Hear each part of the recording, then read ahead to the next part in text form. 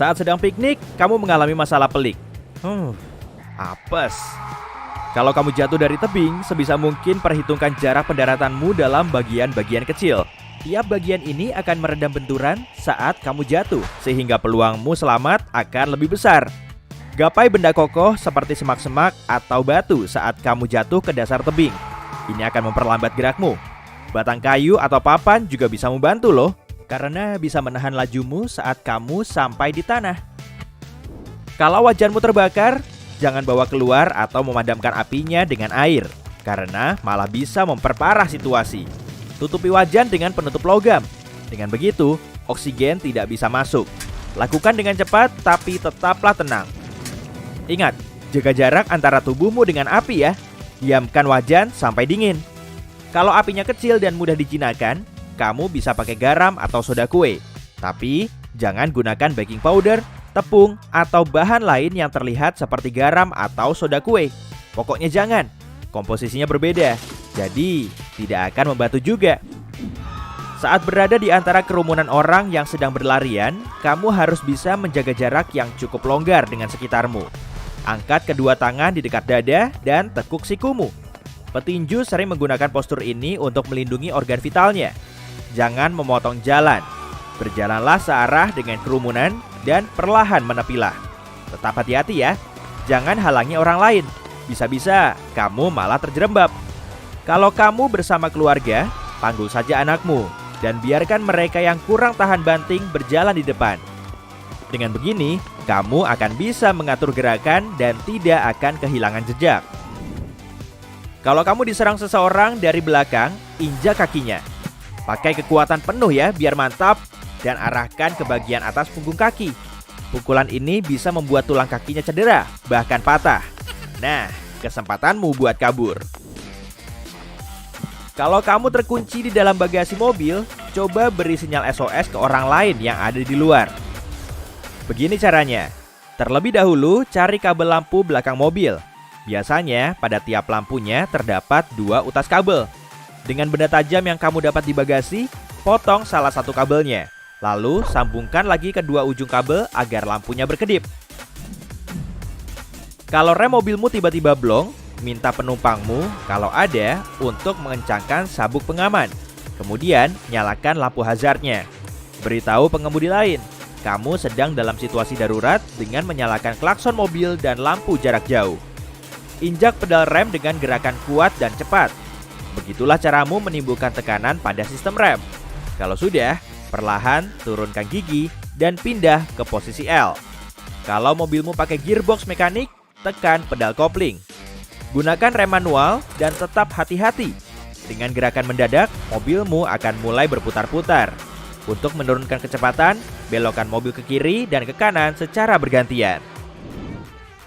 Saat berjalan di atas es, kamu tercebur ke air super dingin ya?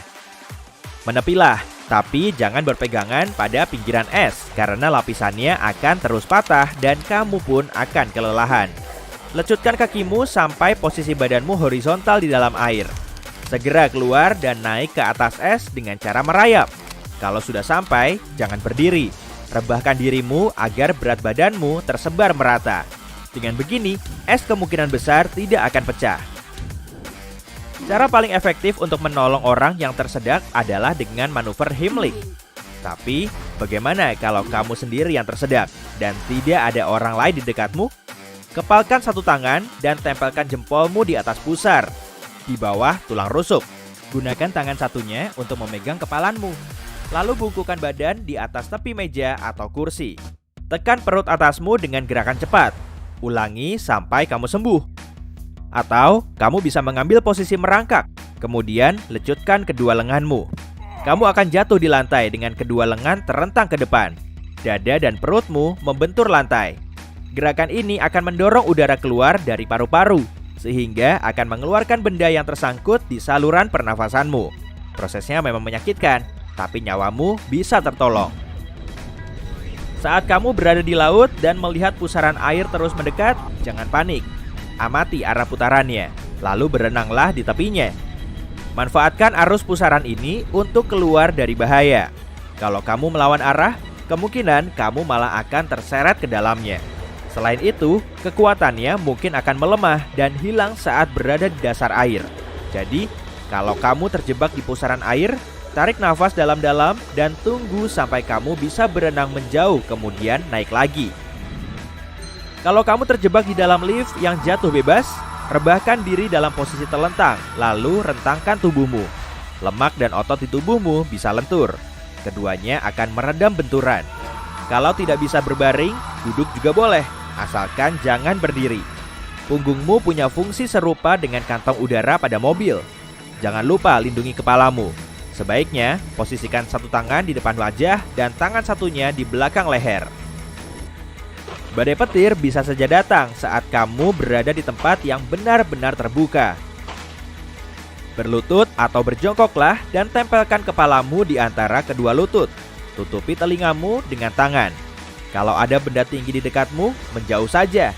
Jarak amanmu dengan benda itu setidaknya 2 kali tingginya. Pertimbangkan juga orang lain. Kalau kamu bersama beberapa orang, segera berpencar sampai badainya reda.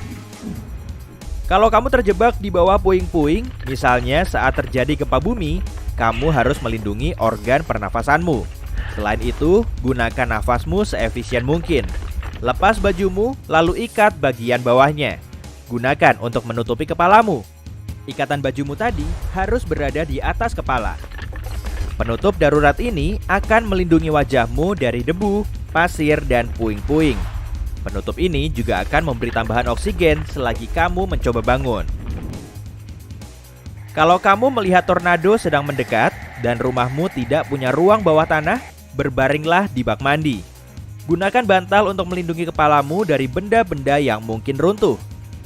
Menurut para ahli, sistem jaringan air di dinding kamar mandi bisa memperkuat strukturnya. Tapi kalau kamar mandimu punya jendela atau dinding yang menghadap keluar, pilihlah tempat yang lebih aman. Misalnya lemari pakaian. Semakin banyak dinding yang memisahkanmu dari tornado akan semakin baik. Dalam kebakaran rumah, asap memang paling mematikan. Kalau kamu terjebak di dalam bangunan yang sedang terbakar, cari jalan keluar terdekat dengan merunduk dan merangkak. Biasanya, asap akan naik sampai ke langit-langit, sehingga posisi ini akan membantumu terhindar darinya. Tutupi mulutmu dengan kain atau sapu tangan kalau ada. Fungsinya untuk memfilter asap. Kalau kamu terjebak di dalam pasir isap, usahakan kepala dan lenganmu tetap di permukaan pasir. Gerakan kakimu secara hati-hati. Pasir isap akan mengisi celah yang tadinya terisi. Kalau sudah berhasil, segera ambil posisi telentang agar berat badanmu menyebar. Tetap lakukan gerakan-gerakan kecil sampai kakimu terlepas. Kamu juga bisa menggerakkan kedua tanganmu seperti renang gaya punggung. Kakimu akan lebih mudah tertarik keluar. Kalau kamu terjebak dalam timbunan salju longsor yang sangat banyak, coba terus naik. Caranya, gerakan seluruh tubuhmu seperti berenang melawan arus sungai. Saat longsoran terasa melambat, angkat lengan, kaki, atau tongkat ke permukaan salju. Dengan begini, regu penyelamat akan lebih mudah menemukanmu. Dengan tangan satunya, buat kantong udara kecil di depan wajahmu. Pelankan ritme nafasmu untuk menghemat udara. Tapi intinya, kalau hal yang sama terus saja menimpamu, berarti kamu memang apes kan? Jangan ajak-ajak aku deh kalau kamu mau piknik.